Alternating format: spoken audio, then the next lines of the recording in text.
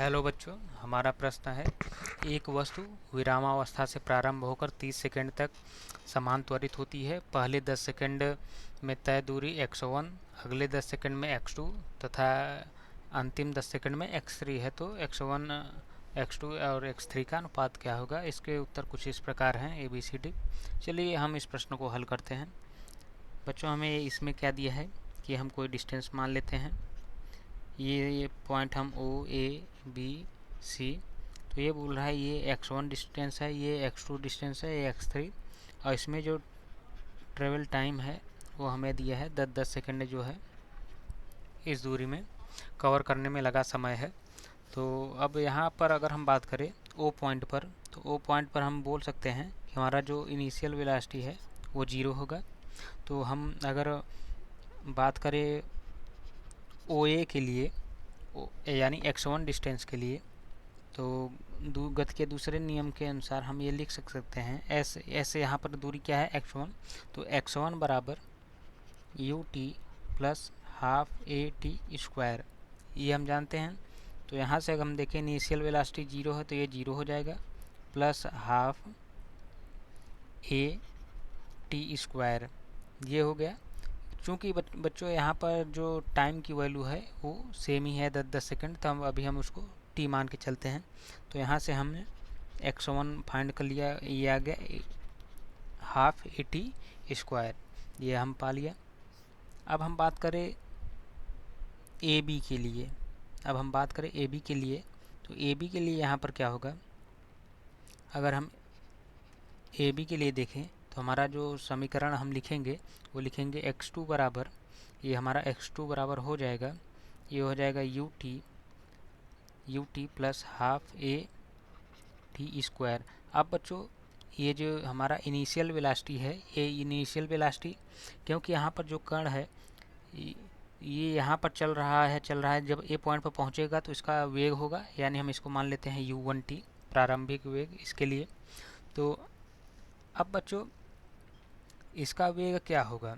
इसका वेग ये होगा कि जो इसका फाइनल वेग होगा वही इसका, यानी जो x1 में ये अगर हम देखें 10 सेकंड में चली गई दूरी, ये अगर हम इस वाले OA सेक्शन में अगर हम फाइनल वेलोसिटी निकाल लें तो ये हमारा AB के लिए इनिशियल वेलोसिटी हो जाएगा। तो हम यहाँ से देखें तो V बराबर क्या होता है, U प्लस AT, ये होता है। अगर हम इसको, ये हम बात कर रहे हैं किसके लिए, इसके लिए, तो यहाँ पर हो जाएगा अगर हम इसको V1 मान लें, यानी हम ये यहाँ V1 बात कर रहे हैं, और अगर हम यहाँ पर देखेंगे तो इसके लिए वेलोसिटी V2 हो जाएगी। तो अभी हम V1 की बात कर रहे हैं, तो V1 बराबर हो जाएगी, ये आ जाएगा हमारा 0 प्लस AT, यानी V1 जो है ये आ जाएगा हमारा AT, ये हमने फाइंड किया।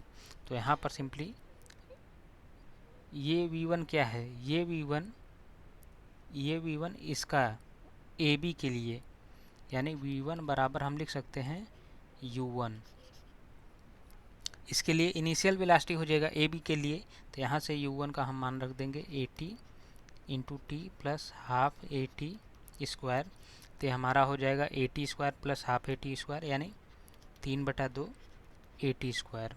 ओके, अब हम चलिए फिर से इसको देखते हैं। अब हम बात करें BC के लिए, तो BC के लिए अगर हम बात करेंगे तो हम इसको लिख सकते हैं x3 बराबर, ये हो जाएगा। अब यहाँ पर जो इसका इनिशियल वेलोसिटी है वो चेंज हो जाएगा, तो हम इसको U2 से कर दे, ये हो जाएगा U2 plus half AT square. अब U2 की वैल्यू कैसे फाइंड करेंगे?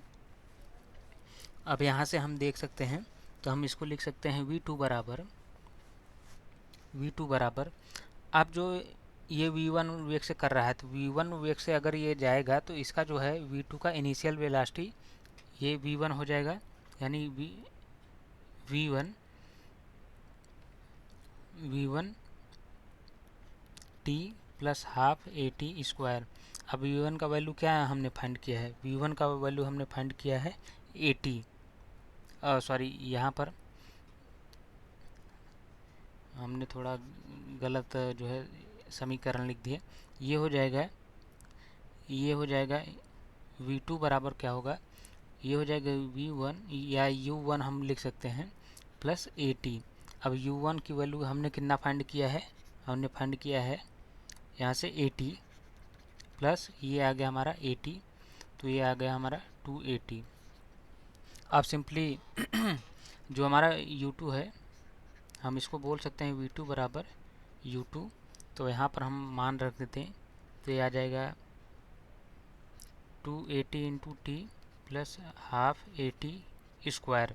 तो ये हो जाएगा 2 दूनी 4, 1 5 बटा 280 स्क्वायर। अब हमने यहाँ पर x1 x2 x3 तीनों का मान निकाल लिया है। अब सिंपली हम जो है इनका जो है रेशियो ले लेते हैं।